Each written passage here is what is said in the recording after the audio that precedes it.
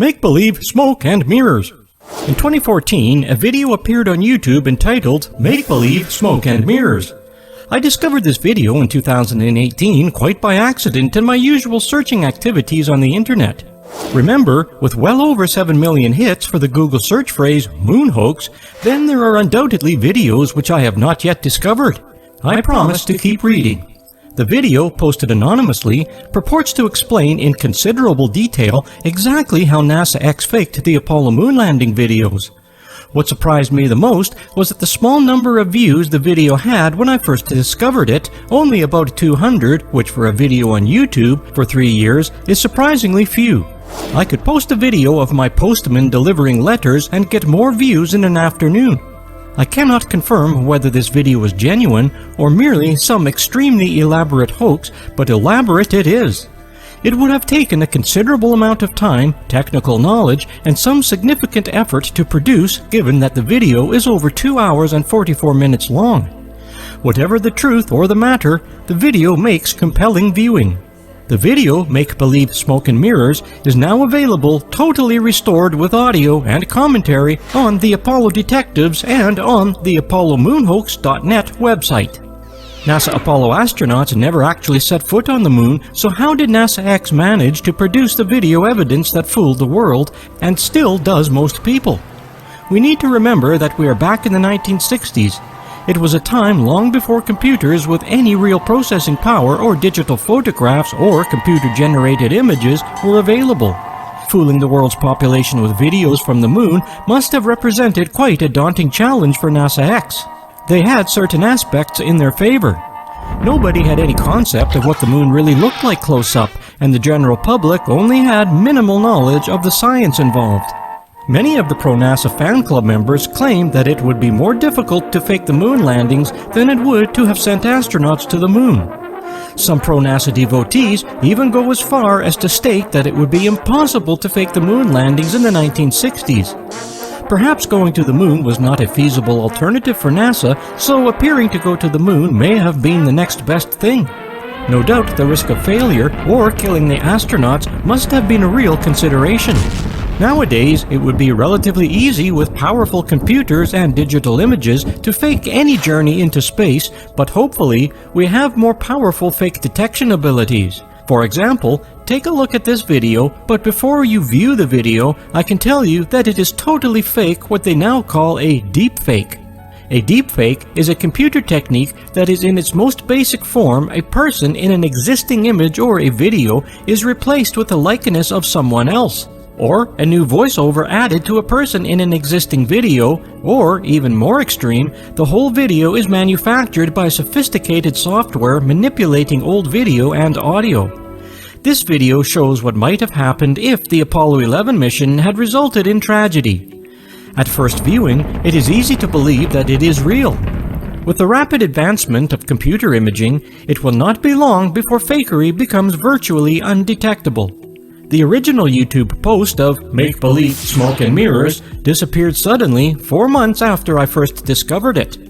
We are fortunate that now we have a well-narrated version of the original Make-Believe Smoke and Mirrors video thanks to a sterling efforts by my friend Bob Williams.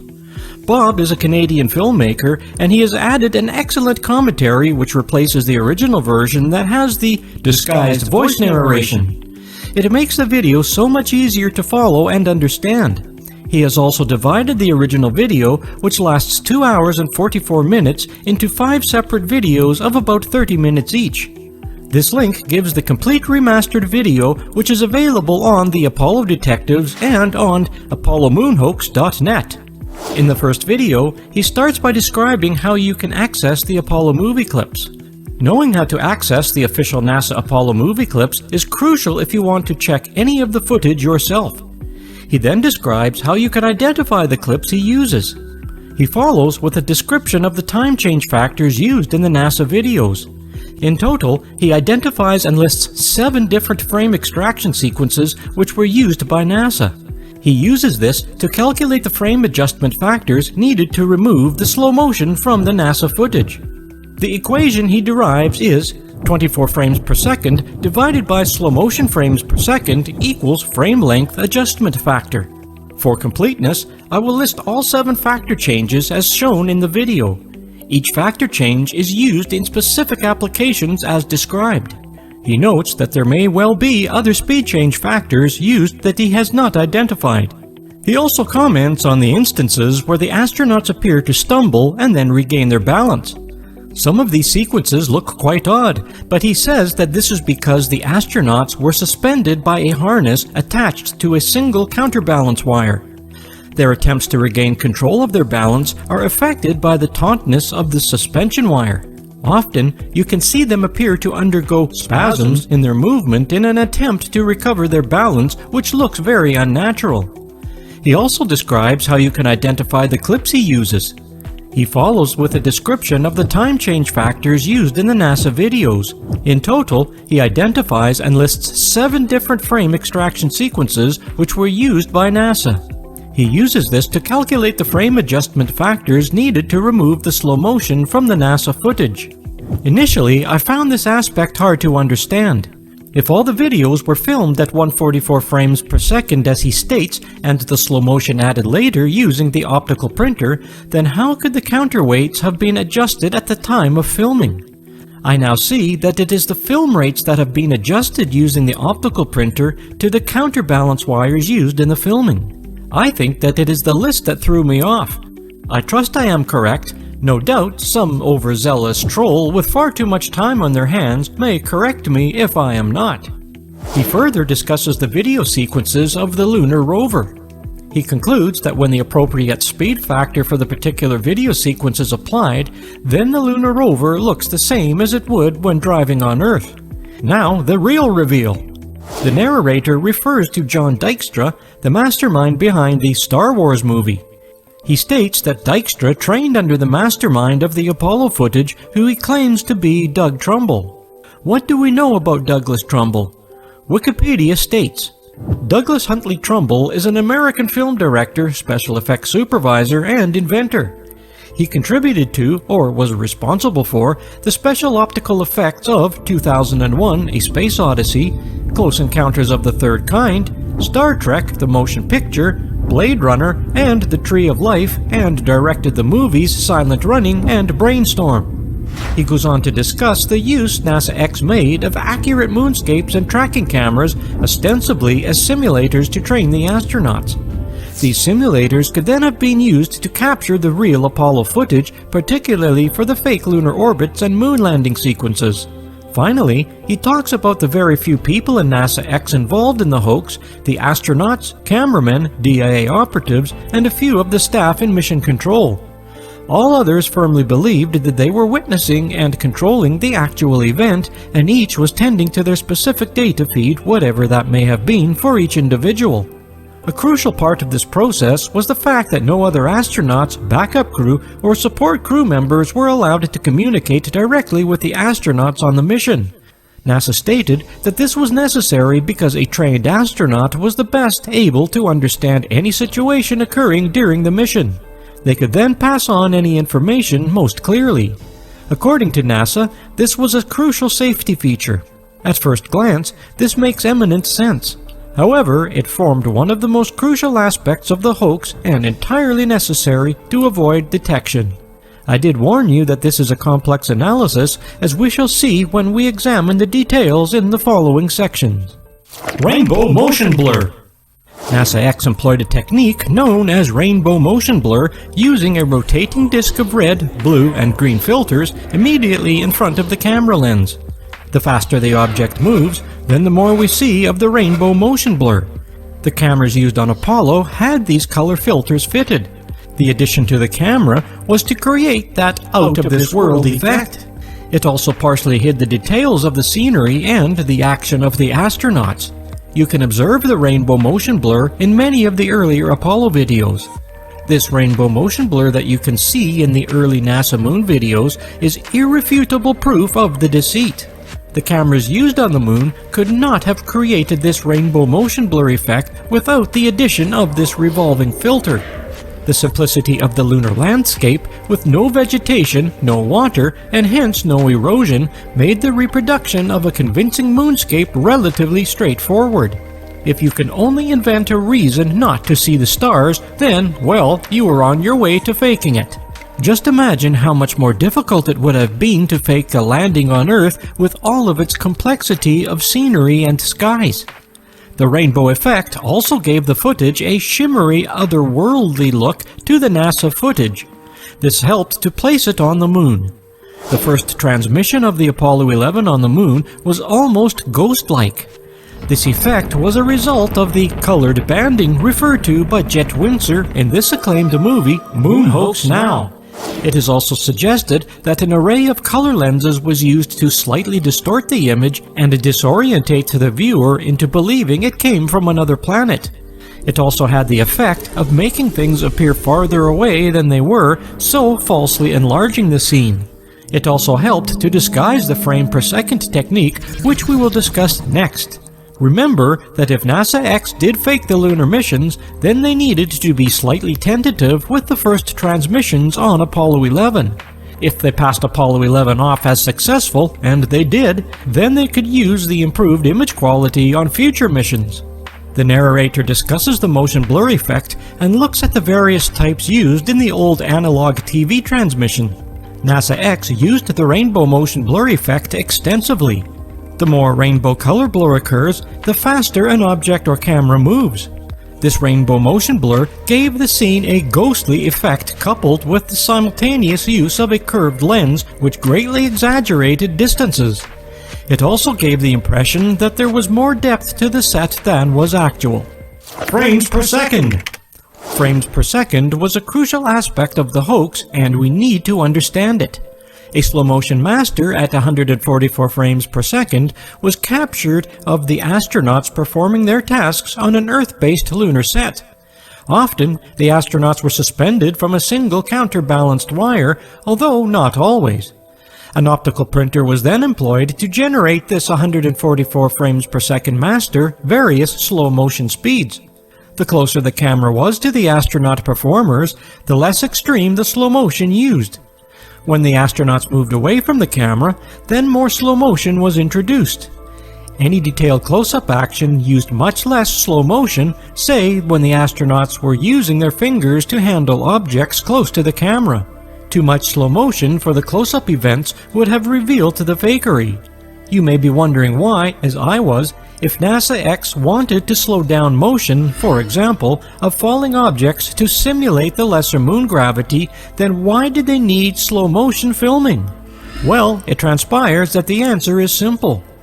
Take for example a film speed of let's say 28 frames per second, and you wanted to mischievously slow down a falling object which takes 1 second to fall in Earth's gravity. To simulate a different gravity, say you need to take it 4 frames per second to fall. You could slowly run the 28 frames to cover the 4 seconds, but then you would only have a miserly 7 frames per second, which would look noticeably jerky.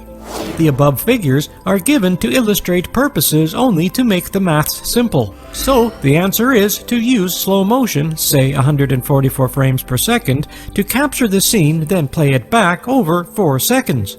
In this case, you would still have the 144 frames divided by 4 seconds. That is still a healthy 36 frames per second, which would look completely natural. As we have already mentioned, each section of video may include several different slow motion segments. The only disadvantage to shooting at high frame rates is that considerably more light is needed as there is less time to expose each frame, but if you are cheating here on Earth, then providing more light intensity is not a problem. Many of our skeptics have shown that additional light sources were employed. The original 16mm 144 frames per second film was processed on the optical printer. The camera is pointed at the optical projector and exposed 1 frame at a time and either recorded onto a new film or discarded as necessary. The optical projector is an amazingly powerful but simple film visual effects production process perfect for faking the hoax Apollo moon footage. With a projection into the optical printer, you can capture whatever frames you wish, a sort of mix and match process to achieve the desired result. This technique of dropping skipping frames, repeating or jumping back a frame or two, or freezing frames for an instant, all of which caused the stuttering look seen on many NASA moon videos, was probably the crucial weapon of disguise. It is often extremely effective at disguising the slow motion. NASA employed these methods a lot, but not all the time. You can see how the optical printer is used to sequence a film in this short video. We have already mentioned using curved lenses to give the illusion that the stage set had more depth. The use of different frame rates, i.e. levels of slow motion, was also quite ingenious. Different frame rates were employed extensively to falsify or add depth to the scenery by tricking the eye. They did this by changing the amount of slow motion used depending upon what was happening on the set. The closer the astronaut was to the camera, then the amount of slow motion was much reduced. For example, when the astronauts were manipulating objects very close to the camera, then the slow motion was reduced perhaps only 10%. As the astronaut moves further away from the camera, then the amount of slow motion was increased in stages. The time it takes for the astronaut to move away is thus falsely increased. These changes of slow motion rate gave the illusion that the stage set had greater depth. A prime example of this use of slow motion change is revealed in this short clip from Apollo 14 during the LSEP offload procedure. It was originally the MP4 file A14V.11523334 in the Apollo 14 video library. Carefully watch the video, and at elapsed time 5 seconds, you can see the speed change as the astronaut slows down unnaturally. This sequence is a prime example of the frame speed changing as more slow motion is increased as the astronaut moves further away from the camera. Note that this revealing video has been removed from the NASA archive and is no longer available. This video has been replaced with a new version. Interestingly, what was clear evidence of the frame speed change has been surreptitiously eliminated. This substitution is just another example of NASA editing the evidence that revealed the techniques of the fakery. Gravity analysis of falling objects. Falling sand would prove to be a problem when it was happening simultaneously with a falling astronaut who was assisted by a counterbalanced wire. This aspect is one of the most persuasive elements of the deceit. In the make-believe video, an astronaut graph is set up showing the number of frames anything falling from the respective height would take. The red graph is for the moon and the blue graph is for the Earth. The number of frames etched onto this graph is slightly hard to read, but the marks represent seconds. When watching this video, you need to concentrate on the 3 series of numbers displayed on the right-hand side of the screen for each clip analyzed. Each series gives the start frame number and the end frame number and the difference, i.e. the number of frames for the fall. The first set of numbers at the top shows the number of frames that the sand fell in the raw Apollo footage. A red total indicates that the number is inconsistent with the gravity on the moon. The second set of numbers shows the number of frames that the sand fell in the Apollo footage adjusted to be accurate with the moon gravity, i.e. the red numbers on the astronaut scale. The third set of numbers shows the number of frames the sand fell for in the retimed Apollo footage, which is adjusted to represent the gravity on the Earth. He then examines all of the NASA videos in which the falling sand can be distinctly observed. As you can imagine, there are numerous such instances in the 6 alleged NASA moon missions. He is only able to analyze those clips in which he can definitely identify the start and the end of the falling sand. He is not able to do this for all instances. Even so, he can do it for a total of 66 of the video clips showing falling sand. Note that all such clips came from the Apollo missions 15, 16, and 17.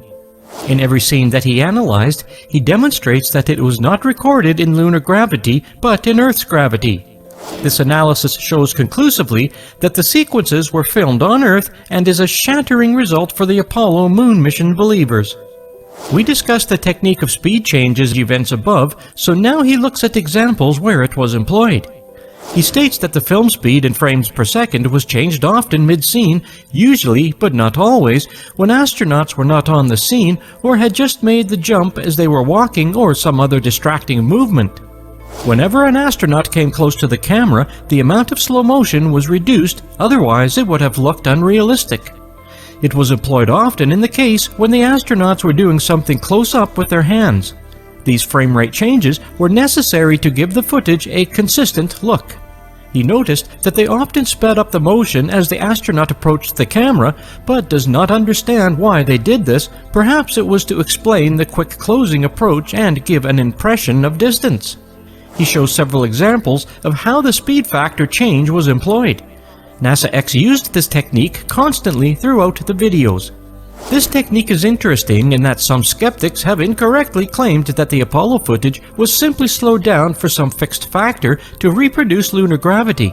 This assumption has been seized upon by the pro-NASA group to disprove that the Apollo videos were Earth videos slowed down to simulate lunar gravity. They have produced video after video in which the video is slowed down often with hilarious results. This is because several different slow-motion segments may have been used to create one video sequence.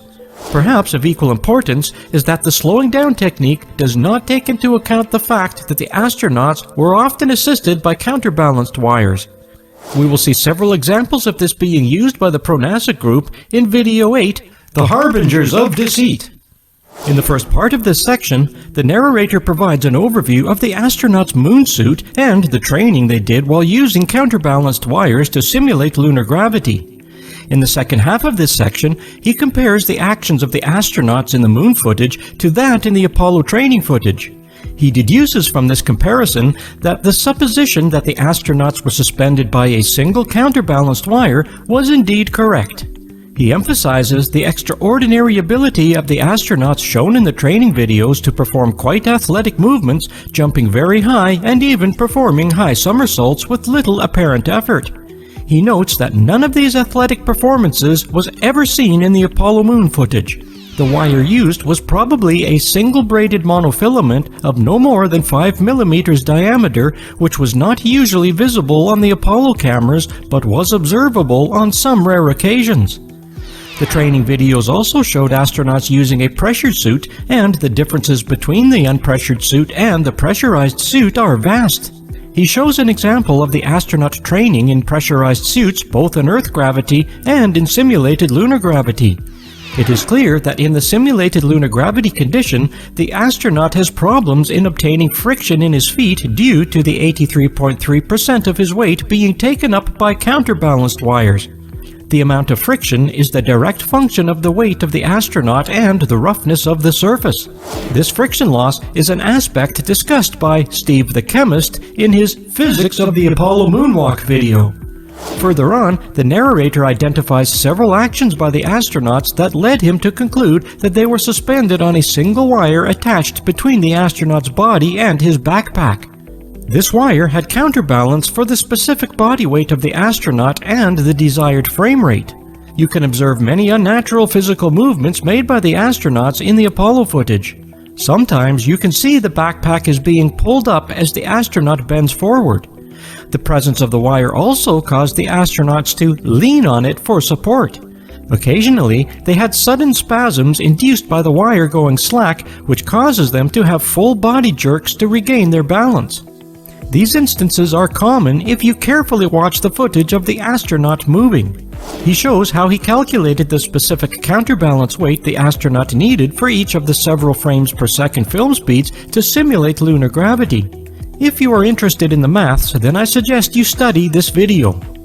This section ends with many examples of strange movements exhibited by the astronauts. These strange movements result from the tension in the wire and the sudden spasms when the astronaut felt the wire tension lessen. He shows clear examples of the backpack being pulled upwards by the wire as the astronaut leans forward. He notes that in many sequences, the astronauts appear to be like puppets on a string, as shown in this amusing video by Daniela. Slow motion. In this section, the narrator examines in more detail the use of slow motion. He does not doubt that the slow motion is used extensively, if not entirely, in the Apollo footage. It was used to create a moon-like scenario and account for the lesser gravity that the astronauts were supposedly experiencing. It has been incorrectly suggested by some skeptics that the action was filmed on Earth and then the film projected in slow motion to simulate lunar gravity. Various suggestions have been made for the rate of slow motion. Many have guessed that it was about 60%. This great trick of NASA X was that the slow motion rate was varied from second to second depending on the action. It has therefore been relatively easy for the pro-Apollo group to counter such claims made by the skeptics. If a single speed factor is applied to the Apollo footage, then the action can appear completely unrealistic, so basically disproving any such claims. It is only when the correct speed factors are applied for each separate action, such as running, walking, hopping, jogging, and recovering from spasms, that the action looks as though it is in Earth's gravity. This section shows many of the slow motion clips. The narrator notes the extraordinary amount of hopping and jogging performed by the astronauts ostensibly to create the sense of a lesser lunar gravity. Given that these antics were supposedly being performed in an extremely dangerous environment, it is genuinely surprising to observe such foolishness. One fall could result in a torn spacesuit, followed by a sudden, presumably painful death. He states that the NASA footage is obviously in slow motion, and anyone who denies this is just fooling themselves. To illustrate his point, he shows the same clips in the original NASA slow motion, and then looks with the slow motion removed when the performers look like normal humans walking in spacesuits on the Earth. The walking can look a little odd, as large portions of their weight is supported by the counterbalance wire, and often their movements are severely restrained by the wire. He notes that one trick that NASA used and that the camera is seldom still. It is constantly moving to keep the viewer busy to distract from the detail of what is going on. When your attention is specifically directed onto what is actually happening, then the movements of the astronauts can be farcical. He directs your attention to those instances in which the astronauts stumble and then need to catch their balance. He notes that we human beings have an instinct to react quickly to any temporary loss of balance to prevent ourselves falling. This reaction is quite apparent in the factor-adjusted video, but somewhat less obvious in the NASA slow-motion video. When supported by the counterbalanced wire, the astronauts do not have complete control of their movements. In many situations, the astronauts appear to be severely restricted by the effects of their supporting wire. This lack of control often makes their actions look jerky and somewhat abnormal. He shows clear examples of the astronaut being pulled off balance suddenly by the supporting wire, and I imagine totally unexpected for the astronaut. Film gauges. In this section, he discusses how the alleged live TV broadcasts were captured on 16mm film and then transferred to video for transmission. He offers the idea that a fiber optic system was used, which helps to explain the extreme lens distortion seen in much of the Apollo footage. He discusses the film gauges, film sizes used, and notes that several gauges were used from 16mm, 35mm, 70mm, and possibly others. He shows that you can use a small format, say 16mm film gauge, to capture the action and then use an optical printer to create large formats, but still with an acceptable resolution. A loss in the video resolution in the Apollo footage was not a disadvantage, as it only assisted in the illusion that they were watching the action on the moon a great distance away. The pro-NASA group have said that there is no way that the hoax could have used slow-motion video because of the amount of footage needed and the limitations of the cameras used. He suggests a simpler answer, and he explains how the fiber optic system, together with the 16mm reel reload opportunities to render any footage limitations a non-issue. The stage set. If NASA X were to create a complete faked stage set on which to film the Apollo footage, then they needed to have realistic topographical detail of the landing sites to be convincing. They did have a wealth of satellite imagery collected from satellites launched in 1966–67 to photograph the moon for that very reason. They used this detailed image data to create training sets here on Earth. NASA then constructed large-scale models of the moon and more accurately detailed models of particular areas, notably the planned Apollo landing sites, to familiarize and train astronauts. NASA even used explosives to construct a full-scale model of an area of the moon at Cinder Lake in Arizona. This is still visible on Google Earth, but now very much diminished due to being used by off-roaders. The success of the hoax depended upon the accuracy of these models. He estimates that the stage set was circular and quite sizable, perhaps up to 300 meters in diameter. The stage set was completely surrounded by a wall onto which the mountain detail was painted or projected using the front screen projection technique. He also suggests that there may have been more than one stage set used of various sizes. The main contours of the stage set were probably created using wooden formwork. This formwork was then overlaid with sand, to which a small amount of oil had been added, and finally some rocks were scattered to add the final detail.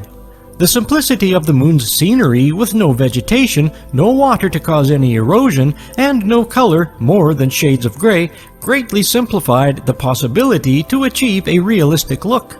After all, nobody knew what the moon looked like close up, so all they needed to achieve was something which resembled the photographs obtained from the lunar orbiters, and as a tentative beginning, some purposefully blurred video, particularly on the first Apollo 11 mission. The narrator then describes how he supposes that they used a stage set and the projected background scenery to create the illusion of the moonscape. He compares the technique used to that employed in Cinerama in the 1960s, which was utilized extensively by Douglas Trumbull in several of his movies. They had two major problems to overcome. The first was the interference between the real foreground stage set and the projected image or painted background. You will see in virtually all of the Apollo footage that they never really solved this interference problem.